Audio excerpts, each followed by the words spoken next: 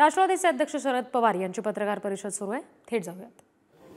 आणि त्याचं कारण एक आम्ही असा निर्णय घेतला होता की इंडिया आघाडीमध्ये जे पक्ष आहेत त्या सगळ्यांनी एकत्रित काम करावं, पण काही पक्षांची स्थिती किंवा काही बहुसंख्य पक्षांची स्थिती अशी आहे की ते राज्यापुरते सीमित आहेत.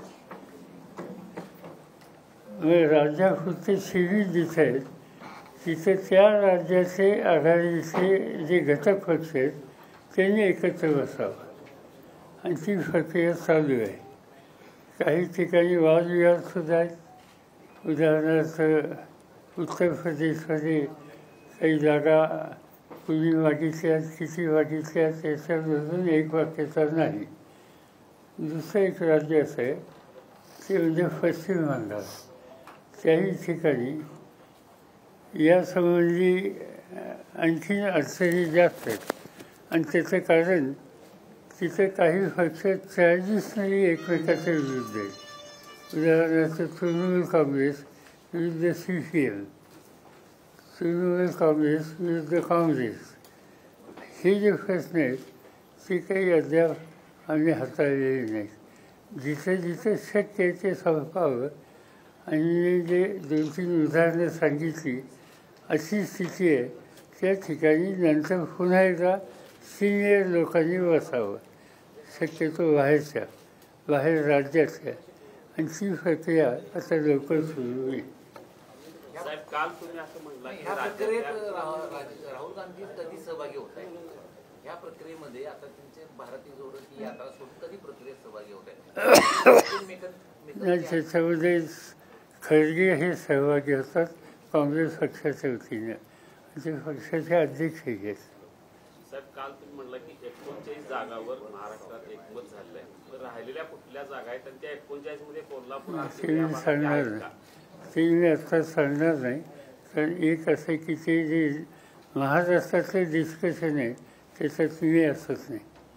त्याची जी कमिटी आहे त्याच्यामध्ये आमच्याकडनं जयंत पाटील आहेत, त्याच्यानंतर काँग्रेस पक्षाचे अध्यक्ष नाना पटोले ते त्याच्यामध्ये आहे, शिवसेनेच्या वतीनं संजय राऊत आहेत, असे ही लोक ते बसतात. आणि त्यांनीच मला सांगितलं की इतक्या जागेवर साधारणतः आमचं अंडरस्टँडिंग आहे आणि काही जागेच्या संबंधी आमच्यामध्ये जे असेसमेंट आहे त्यामध्ये अंतर आहे. बघूया आता ते उद्या बसणार आहे. MSPच्या प्रश्नावर उत्तर भारत पुन्हा अस्वस्थ होतोय, तर MSPच्या प्रश्नावर उत्तर भारत शेतकरी पुन्हा आंदोलन करतात नाही, हा विषय समजतो ना. मग स्वाभिमानी आणि वंचितचा काय निर्णय झाला का या संदर्भात? बाळासाहेब आंबेडकर यांच्याबरोबर चर्चा आमच्या सहकाऱ्यांच्या झाल्यात. ते बैठकीला एकदा होते, त्यांचे सहकारी होते. आणि आता आंबेडकरांनी एक सूचना अशी केली की एकत्र बसणं आवश्यक आहे, पण सायमल्टेनियसली कशासाठी बसायचं? उद्या लोकांच्या समोर आपला सामुदायिक कार्यक्रम काय आहे त्याची स्पष्टता असली पाहिजे आणि त्या दृष्टीनं आता त्याची चर्चा चालू आहे.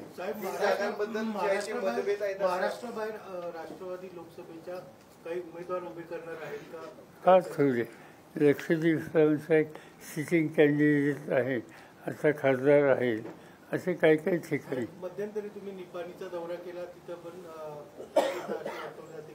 तिथं सुदैवानं आता काँग्रेसचं राज्य आहे, ते म्हणजे आम्ही एकत्र असलेले लोक, त्यांच्याशी आम्ही चर्चा करतो. जागा वाटपामध्ये रस्सीकेस हा प्रकार पाहायला मिळणार नाही का? कारण आपण पाहतो की प्रत्येक जागेवर विचार करून चर्चा करून निर्णय घेतला जातो. पण यापूर्वी आपण पाहिले की अनेक जण दावा करत होते, त्यामुळे परिस्थिती वेगळी व्हायची आणि त्या फुटीचा फायदा दुसऱ्यांना व्हायचा. साधारणतः वेगवेगळे राजकीय पक्ष ज्यावेळी एकत्र बसायचं म्हणतात त्यावेळेस साहजिकच आहे की प्रत्येकाच्या काही अपेक्षा असतात, त्यांच्या सहकार्याचा आग्रह असतो. आत्ताच मला मार्क्सवादी कम्युनिस्ट पक्षाचे नेते विचारले, त्यांनी त्यांची यादी दिली. त्याच्यामध्ये असं दिसतंय की त्याच्या काही जागा इतरांनी मागितलेल्या आहेत. हा साधारणतः ही स्थिती निगोसिएशनमध्ये होतेच. 3 जागांबद्दल अद्यापही वादविवाद सुरू आहेत, चर्चा सुरू आहेत सांगितले महाराष्ट्रातल्या.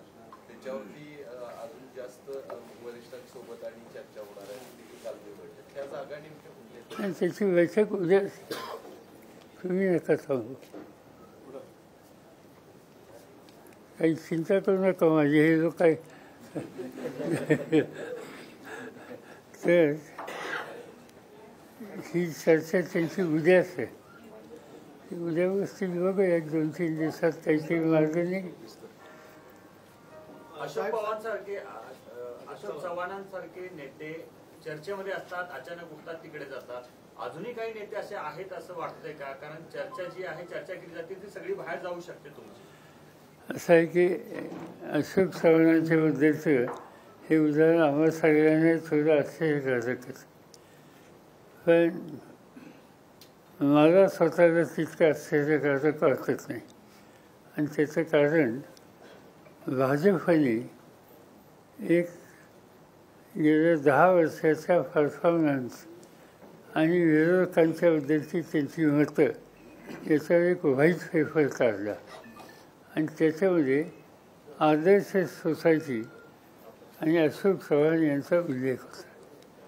हे उल्लेख त्या ठिकाणी झाल्याच्या नंतर साधारणतः आम्हाला असं वाटायला लागलं की कदाचित ही एक प्रकारची धमकावणी असण्याची शक्यता आहे.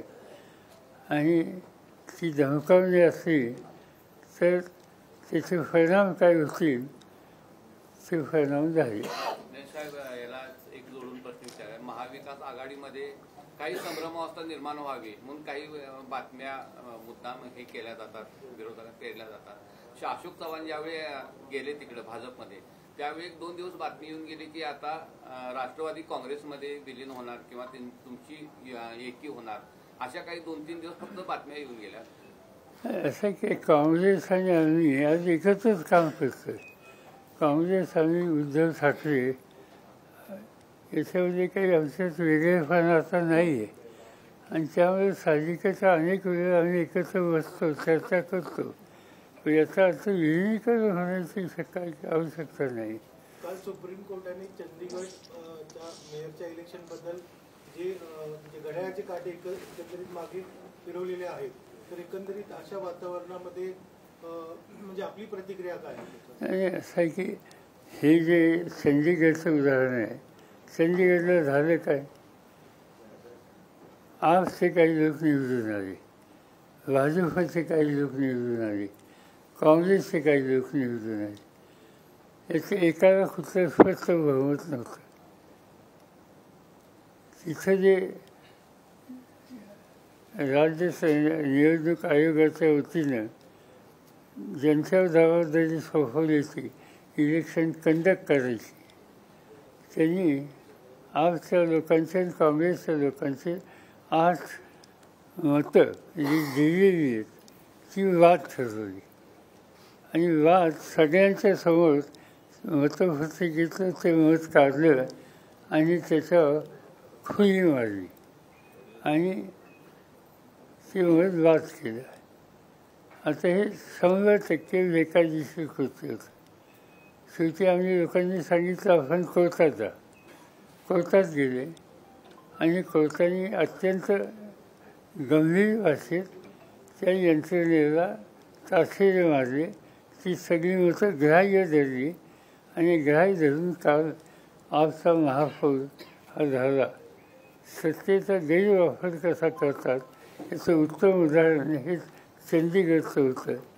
आणि कोर्टाने त्या संबंधीची आपली तीव्र मतं मांडलेली आहेत. याच्यातून एक गोष्ट स्पष्ट होते, आजचे राज्यकर्ते कोणत्याही मार्गाने अपोजिशनला कसं बाजूला करता येईल हे प्रयत्न करतात. आगामी निवडणुकामध्ये सुद्धा अशा पद्धतीनं दुरुपयोग होऊ शकतो असा संशय वाटत नाही का आपल्याला? संशय नाही. आमच्या आता राष्ट्रवादी त्याचा अध्यक्ष मी आहे, त्या संबंधीचा निकाल असाच घेतला. मागणी काय केली, निकाल काय घेतला, पक्षाचं स्थापना मी केली आणि तो पक्ष आमच्या हातातनं काढून दुसऱ्यांना दिला. याच्यावर त्याची चिन्ह आमचं घड्याळ होतं, ते आमचं चिन्ह काढून दुसऱ्यांच्या हातामध्ये दिलं आणि त्याच्यात आम्ही कोर्टात गेल्याच्या नंतर का निर्णय आला की हा आम्हाला पक्ष म्हणून चालवायचा अधिकार आहे.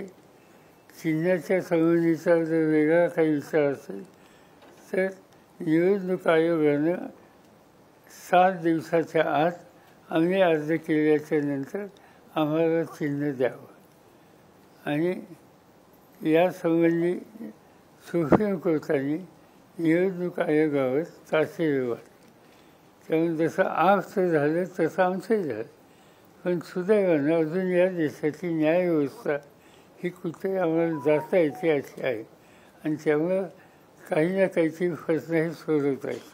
पक्षांतर बंदी कायद्यामध्ये बदल केले पाहिजे असं शाहू महाराजांनी काल म्हटलेलं आहे. पक्षांतर बंदी कायद्यामध्ये काही त्रुटी देखील आहेत, त्या बदलणं गरजेचं आहे त्यांनी म्हटलं. या सगळ्याच्या पार्श्वभूमीवर तुम्हाला आता तू त्यांना विचारलं पाहिजे, मी ऐकलं तुम्ही म्हणता ते. नाही, आवश्यक वाटते का आपल्याला? कारण कसं होतं की निवडणूक आयोग जो निर्णय घेतो त्यामध्ये बऱ्याच गोष्टीच्या त्रुटी दिसून येतात. नाही कसं आहे, आता इलेक्शनची प्रक्रिया संपेपर्यंत आता काही फारसं करता येणार नाही. पण निवडणुकीची प्रक्रिया संपल्याच्या नंतर आम्ही सगळेजण नक्की मागणी करू की याच्या संबंधीची सगळ्या राजकीय पक्षांनी बसून चर्चा केली पाहिजे.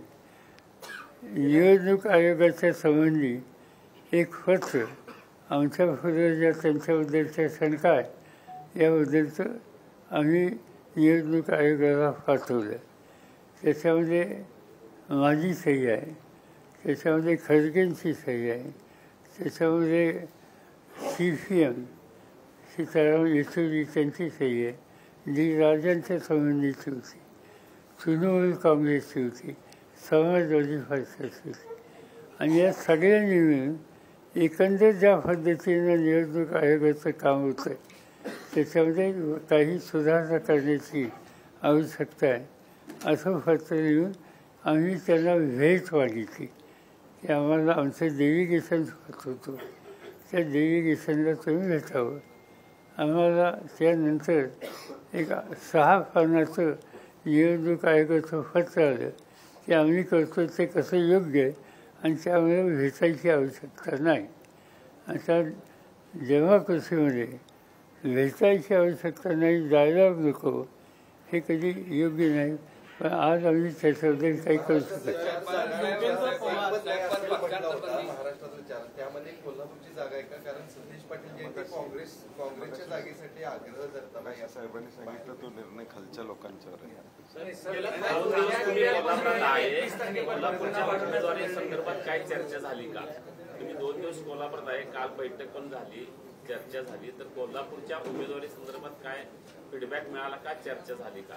नाही काय मी काही चर्चा केली म्हणजे आम्ही लोक बसलो होतो ह्याच्या घरी असं की काय चर्चा झाली का? आता आम्ही काय ते जेवण चांगलं होतं लोकसभेच्या उमेदवारीबाबत काय चर्चा झाली का? मी एकाच दिवसात काल 2 वेळा योगेंद्र पवार ऍक्टिव्ह झालेले आहेत. प्रश्न आहे. काल एकाच दिवसात 2 वेळा तुम्ही शाहू महाराज साहेबांच्या उमेदवारीबद्दल भूमिका म्हणजे तुमची इच्छा व्यक्त केली, तर त्यांच्याकडनं तसा काय फीडबॅक आपल्याला आला आहे? असं एका वर्तमानपत्रात तुम्ही आज वाचलं त्यांनी काही म्हणलं आहे म्हणून. असं आहे त्यांनी त्यांचं मत सांगितलं की आम्ही मागणी केली असं नव्हे. हा विषय निघाला कुठनं? संजय राऊतने एक 8 दिवसाच्या पूर्वी एक स्टेटमेंट केलं आणि त्यांनी सगळ्या पक्षांनी एकत्र बसून याचा विचार करावा अशी सूचना केली. त्याच्यामुळे ही चर्चा सुरू झाली. आणि ती चर्चा आमच्यामध्ये नव्हती, आमच्यामध्ये चर्चा दुसरीच होती. आता आणखीन एक पक्ष इथं निघाला आहे पॅलेसमधनं, तर त्याच्याबद्दलची चर्चा बाहेर होती. गेल्या 5 वर्षातल्या राजकीय स्थित्यंतराचा विचार करता केंद्रात सत्ता कायम ठेवायची आणि राज्यात केंद्रीय तपास यंत्रणाचं आणि फोडाफोडीचं राजकारण करून राज्यात सत्ता कशी मिळवायची असा एक आत्मविश्वास भाजपला आला असं वाटतं? नाही, हे त्यांचा हा धोरणात्मक कार्यक्रम आहे. आणि विशेषतः मोदी साहेबांचा न बोलता हा कार्यक्रम आहे. आता एका बाजूला भाजप 400 जागांची गॅरंटी द्यायला आली, तरी सुद्धा वेगवेगळ्या राज्यातले काँग्रेस किंवा नेते फोडणे किंवा काँग्रेसचे अकाउंट सील करणं ही अस्वस्थता कशातून आहे? सरळ त्यांना खात्री नाही ना. आणि जे असेसमेंट आहे, जे सर्वे झाले ते सर्वे असं सांगत नाही. म्हणजे तुमचं तसं इंडिया टुडे किंवा याचा सर्वे तुम्ही वाचलाय का? आता महाराष्ट्राचा सर्वे त्यांनी दिला की जवळपास 50% जागा आमच्या लोकांना मिळतात. आणि त्यामुळे काही करून काही राज्य ही अस्थिर कशी करता येईल, फोडाफोडी कशी करता येईल, त्या दृष्टीने त्यांची पावले टाकतात. त्यासाठी ईडीचा वापर, त्यासाठी CBIचा वापर, अन्य प्रकारच्या चौकशाच्या यंत्रणा, त्या सगळ्याचा वापर ही गोष्टी करतात. आणि जे त्यांचे लोक सांगतात की मोदी आहे तो नामुमकिन आहे, ते हे नामुमकिन आम्ही तसंच बघत असतो. न्यायालयाचा निर्णय आपल्या बाजूने येत असताना दिसतोय, पण दुसरीकडे अजितदादा पवार गटाच्या वतीनं पुन्हा 10 आमदारांना अपात्र करा अशा प्रकारची याचिका न्यायालयातच केली जाते. याकडे कसं बघता? आता केली आजच आहे, त्यामुळे मी आज काही त्याच्यावर भाष्य करणार नाही. आमचे वकील लोक त्या ठिकाणी बघतील. योगेंद्र पवार बारामतीतून ऍक्टिव्ह होत आहे. काल राष्ट्रवादीमध्ये प्रवेश केला. राष्ट्रवादीत प्रवेश केला. अजितदादांसोबत होते ते, मात्र त्यांनी आता अजितदादांपासून बाजूला जाऊन वेगळं युवा संवाद कार्यक्रम आधीचे राजकारणात होते हेच मला माहिती. असं की ते व्यावसायिक आहेत, त्यांचा स्वतःचा मोठा व्यवसायांची करतात. ते अजितदादांच्या पेक्षा धाकटे भाऊ जे आहेत त्यांचं नाव श्रीनिवास, त्यांचे इच्छे अमेरिकेतून शिकून आलेले आणि राजकारणात नसतात. आले तर स्वागत होईल का? आता कुणी एखादी भूमिका घेतली तर त्या भूमिकेच्या संबंधी वेगळं होत व्यक्त करायचं कारण काय? कुठेही त्यांना काम करायची इच्छा असेल तर अधिकार आहे. 272ची मॅजिक फिगर भाजपला मिळू न देण्यासाठी काँग्रेसचा आलेख वाढला पाहिजे किंवा काँग्रेसचा परफॉर्मन्स वाढला पाहिजे असं तज्ज्ञांचं मत आहे. आणि आता जी राहुल गांधींची भारत जोडो न्याय यात्रा सुरू आहे त्याचा कुठे इम्पॅक्ट पडेल असं तुम्हाला वाटतंय का? तुमचं असेसमेंट काय आहे? असं आहे की राहुल गांधींची जी पदयात्रा आहे ती 2 भागात झाली. एक पहिला टप्पा होऊन गेला आणि आता दुसरा टप्पा. पहिल्या टप्प्यानंतर कर्नाटकाची निवडणूक झाली. कर्नाटकामध्ये भाजपचं राज्य होतं आणि तिथं आज काँग्रेस सत्तेवर आहे. याचा अर्थ त्यांचा दौरा जो आहे, यात्रा जो आहे, त्याचा परिणाम हा काहीतरी होतोय असं दिसतंय. वाढवलेली आहे, याकडे कसं बघता? कांदा निर्यात बंदी वाढवलेली आहे. असं आहे की त्याचं प्रत्येक गोष्टीच्या बद्दल सरकारचे निर्णय अत्यंत चुकीचे. एक तर कांदा निर्यातीला बंधन घालायचं काही कारण नव्हतं. काय त्याच्यामुळे काही फार बिघडलं असतं असं नाही. मला आठवतं आहे की मी शेतीमंत्री असताना कांद्याचे भाव वाढले आणि भाजपचे लोक सभागृहामध्ये गळ्यात कांद्याच्या माळा घालून आले आणि दंगा केला. स्पीकरने मला आदेश दिला की तुम्ही स्पष्टीकरण करा. मी सांगितलं की हा जिरायत शेतकऱ्याचा पीक आहे. कांदावाला कोणी फार मोठा बागायतदार नसतो. कधी नाही तर त्याला 2 पैसे मिळाले तर त्यासाठी एवढा दंगा करायचं कारण नाही. आणि तुम्ही गळ्यात कांद्याच्या माळा घाला नुसतं कवड्याच्या माळा घाला. मी या कांदा उत्पादकांना मदत करणार आणि त्यामध्ये बंदी मी अजिबात घालणार नाही. तुम्ही बोललो नाही. असं की काही गोष्टीच्या बद्दल सरकारने संवेदनशीलपणाची भूमिका घेतली आहे. आता कोल्हापूर जिल्हा हा साखर ऊस उत्पादन करणारा शिकवणारा जिल्हा आहे. प्रधानमंत्र्यांनी जाहीर केलं की तुम्ही साखर जशी करता तसे इथेनॉल करा. अनेकांनी इथेनॉलचे प्लॅन टाकले. आता दुसरी ऑर्डर अशी काढली की डायरेक्ट तुम्ही इथेनॉल करायचं नाही. प्रश्न असा आहे, कारखाने उभे राहिले आणि त्याचा कच्चा माल ऊस त्याच्यापासून ही कारखानदारी नवीन प्रॉडक्ट सरकारने सांगितलं म्हणून काढू इच्छितो, त्याच्यावर आता बंदी आली. की कारखाना टाकायला 100 कोटीचं कर्ज घेतलं, त्याचं काय करायचं. तसंच हा कांद्याच्या निर्यातीचं. कांद्याच्या निर्यातीला विशेषतः मोठं मार्केट हे बांगलादेश आहे आणि लोकांनी करार केली तिथे. आणि करार केल्याच्या नंतर आता सरकारने बंदी घातली, नंतर उठवली, परत काल जाहीर केलं की इतक्या तारखेपर्यंत आहे. हा जो धर्सवतपणा आहे, तो धर्सवतपणा शेती अर्थव्यवस्थेला अत्यंत घातक आहे. माझं स्वतःचं एक उदाहरण सांगतो. मी श्रीलंकेला गेलो, शेतीमंत्री होतो देशाचा, आणि तिथे गेल्याच्या नंतर आपल्याकडे तांदूळ जास्त होता, तर तो तांदूळ घ्यावा म्हणून तिथले राष्ट्रपती राजपक्षे, त्यांचं नाव, राजपक्षांच्या माझ्या बैठकीमध्ये मी त्यांनी सांगितलं की आम्ही तुम्हाला तांदूळाचा पुरवठा करू इच्छितो. त्यांची गरज होती. त्यांनी मला पोलायची सांगितलं की आम्ही तुमचा माल घेत नाही. म्हणजे का, काही क्वालिटीचा प्रश्न आहे का. त्यांनी असं उत्तर दिलं, तुमची क्वालिटी उत्तम आहे, पण तुमच्याशी करार गेल्याच्या नंतर तुमच्या देशात त्या मालाच्या किमती वाढल्या की तुम्ही लगेच बंदी घालता. आणि त्याचा परिणाम आमच्या लोकांना, आम्ही इथं माल घेणार होतो आणि तुमची गरज भागवणार होतो, हे जे आम्ही आश्वासन दिलं ते आम्ही फार चालू शकत नाही. तुमच्या धोरणात ज्यावेळेस कन्सिस्टन्सी, त्यावेळेला आम्ही चर्चा करू. हा तिथल्या राष्ट्रपतींनी मला स्वतःला सांगितलं आणि म्हणून आम्ही त्यानंतर हे कधी होऊन दिलं नाही. पण हल्लीचं सरकार हे दर 15 दिवसाला निर्णय बदलतं आणि त्याचा परिणाम विशेषतः शेतकऱ्यांचा अतिशय वाईट होतो. MSP संदर्भात केंद्रानं जो प्रस्ताव ठेवला होता की काही अन्नधान्य असतील त्यांना 5 वर्ष आम्ही खरेदी करू असे गॅरंटी दिली होती, परंतु तो प्रस्ताव मान्य झाला नसल्यामुळे आज पुन्हा एकदा शेतकरी दिल्लीकडे जाण्याच्या तयारीत आहे. मी जे सांगितले कारण त्यामुळे पंजाब, हरियाणा, वेस्टर्न UP इथले शेतकरी अतिशय अस्वस्थ आहेत. तुम्ही बघितले की या देशाच्या इतिहासात असं कधी आंदोलन झालं नाही की दिल्लीच्या सीमेवर 1 वर्षभर शेतकरी बसले.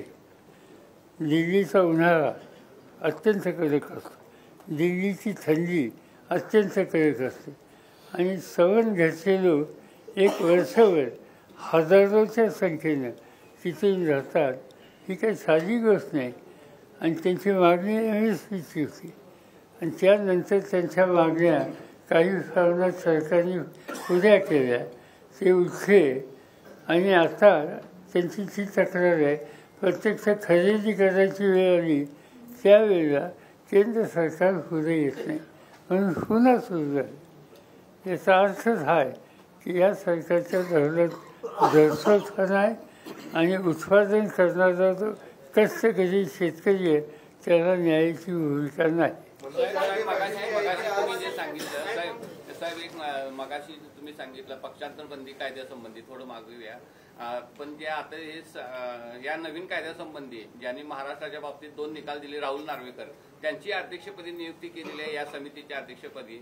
हा नवीन येणारा कायदा व्यवस्थित असेल असं वाटते का? आज काय सांगता येते त्याच्यात, कारण आजच राहुल नार्वेकरांच्या आमच्याबद्दलचं निर्णयाचे युद्ध आमच्या विरोधकांनी हायकोर्टात जायचा निर्णय घेतला आहे. त्याची केस आज आहे आणि त्यामुळे आज मी काही त्याचं भाष्य करणार. एकाकीपणाची संघर्ष यात्रा पद्धतीची असेल यापुढे, एकाकीपणाची संघर्ष यात्रा ह्या पुढची कशा प्रकारे असेल तुमची? कशामध्ये? आता तुम्ही एकाकी पडलात असं असं समाजामध्ये बोललं जाते की बाबा सगळे लोक तुमच्या बाजूने सोडून गेले अशा पद्धतीनं. आता ह्या पुढचा संघर्ष कशा पद्धतीनं आता? या गोष्टी अशा मला फारशी चिंता करणारच असं वाटत नाही. तर एक गोष्ट सांगतो, 1980 साली माझ्या पक्षाचा 59 आमदार निवडून आले. अंतुले मुख्यमंत्री होते आणि निवडणूक झाल्याच्या नंतर मी सुट्टीवर परदेशाला गेलो. 10 दिवसांनी परत आलो तर 59 आमदाराच्या पैकी 6 सोडून सगळे गेले. म्हणजे 3 महिन्यात मी विरोधी पक्ष नेता होतो, तर विरोधी पक्ष नेतेपद गेलं आणि मी 5 लोकांचा नेता. त्यावेळी मी ठरवलं काय करायचं, काम केलं आणि त्यानंतर जी निवडणूक 5 वर्षांनी झाली त्या 6 सोडून जे आमदार गेले होते त्यातले 95% आमदार पराभूत झाले आणि आमचे लोक निवडून आले. त्यामुळे नेहमीच होईल. पवारसाहेब आपल्या वयाबद्दल बोललं जातं, वयाबद्दल भाषणामध्ये उल्लेख केला जातो. आगामी लोकसभेच्या पार्श्वभूमीवर पवारसाहेबांचा महाराष्ट्रातला दौरा कसा असणार तुम्ही सगळं प्लॅनिंग केलं असेल, कारण पवारसाहेबांचा झुंजावा सर्वांनाच माहिती. असं आहे की आमच्या तिघांची जी आघाडी आहे आणि त्याच्यात लावलेली शेका पक्ष आहे, CPI त्यांना आम्हाला घ्यायचं बरोबर या सगळ्यांचा एकत्रित बसून जो कार्यक्रम ठरेल तर कार्यक्रमाप्रमाणे दौरे होतील. आणि माझा प्रयत्न हा आहे की देशात राज्याच्या सगळ्या भागात शक्य ते चक्कर टाकायची. परवा अमित शहानी भाषणात टीका केली की सोनिया गांधींना त्यांच्या मुलाला PM बनवायचं आहे, शरद पवार साहेबांना त्यांच्या मुलीला CM बनवायचं आहे. माझी मुलगी असेंब्लीला उभी राहत नाही, 3दा विधानसभेला नाही ती लोकसभेला निवडून झाली आणि आत्ताही लोकसभेचे त्यांना माहिती आम्ही त्यांना कळलं पाहिजे. पण ते अशा प्रकारे नॅरेटिव्ह सेट करतायत की यांच्या पुढच्या पिढीची काळजी आहे फक्त, यांना बाकी लोकांची काळजी नाही अशी त्यांचं कदाचित म्हणणं असेल. असं त्यांची मोठी यादी देऊ शकतो की त्यांच्या घरात पक्षामध्ये एका कुटुंबाचे 2-2 लोक कसे आहेत आणि किती, त्याचा काय निर्णय घेणार. मनोज जरांगे पाटील जे ते आज पुन्हा एकदा आपली भूमिका मांडणार आहेत. आंदोलनाची पुढची दिशा देखील ते ठरवणार आहे. खरं तर जे आम्हाला आरक्षण दिले ते मान्य नाही आणि ते टिकणार देखील नाही अशी देखील त्यांची एक भूमिका आहे. काय असं माहिती नाही, पण साधारणतः कायदेशीर सल्ला याबाबतीत जे देतात त्यांच्या मनात शंका आहे, माझ्या मनात शंका आहे. ते हा प्रश्न सुचला तर मला आनंद आहे. पण जे काल विधेयक पास केलं एक्झॅक्टली असंच विधेयक 2000 हे 14 आणि 18 नाही खुशीवर असताना 14ला 2014ला केलेलं होतं ते हायकोर्टातच विजय झालं.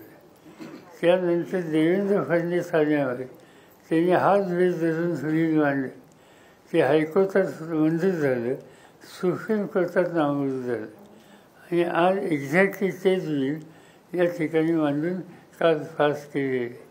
आता या सगळ्या मंडळींनी विरोध केला नाही.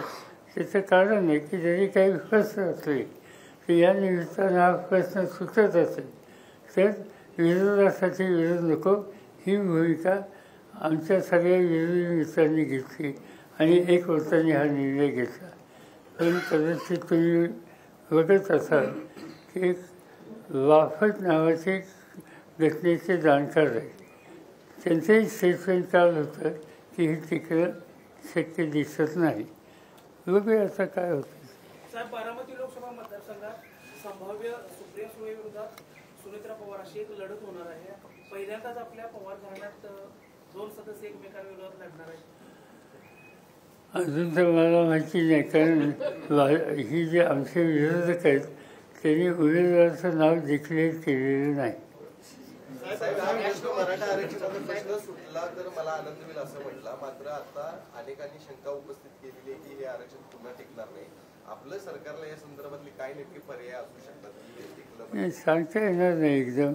हा संबंध जाब बघावा लागेल. हा जो मागासवर्गीय आयोग होता त्याचा जो अहवाल आहे तोही मला माहिती नाही, तोही बघावा लागेल. तो अत्यंत महत्त्वाचा आहे. या सगळ्या गोष्टीचा स्टडी करूनच सांगते. जनगणना करून 50%ची अट जी आहे ती वाढवता येईल असं काही जाणकारांचंही मत आहे आणि काँग्रेसनेही तसं आपल्या ह्याच्यातून कॅम्पेन मधून सुरू केलेलं आहे.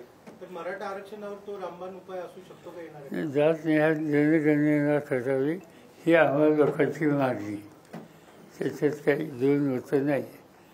आमच्यातल्या 1-2 घटक पक्षांची त्याच्यामध्ये वेगळी मतं आहेत. पण येताना या विषयाचा आज सोडणे हा उद्याचा प्रश्न होऊ शकतो. मनोज जरांगेंच्या आत्ताच्या भूमिकेला समर्थन आपलं आहे का? कारण त्यांनी सगळी सोयऱ्यांचा त्यांची भूमिका काय आहे हेच माहीत नाही. ते आज कळेल. त्यांची आजच बैठक आहे. ती झालं कळेल, नंतर सांगू. निवडणुकीच्या पार्श्वभूमीवर सोशल मीडियाचे जे काही हे होतं त्याच्यावर बंद आणण्याचा प्रयत्न केंद्र सरकार करते अशा प्रकारची माहिती मिळते. मागच्या निवडणुकांमध्ये सर्वांना सोडलं होतं रिकामं, आता त्याच्यामध्ये बंदी आणण्याचा प्रयत्न केला जातो असं दिसतंय सर. असं साधी गोष्ट आहे.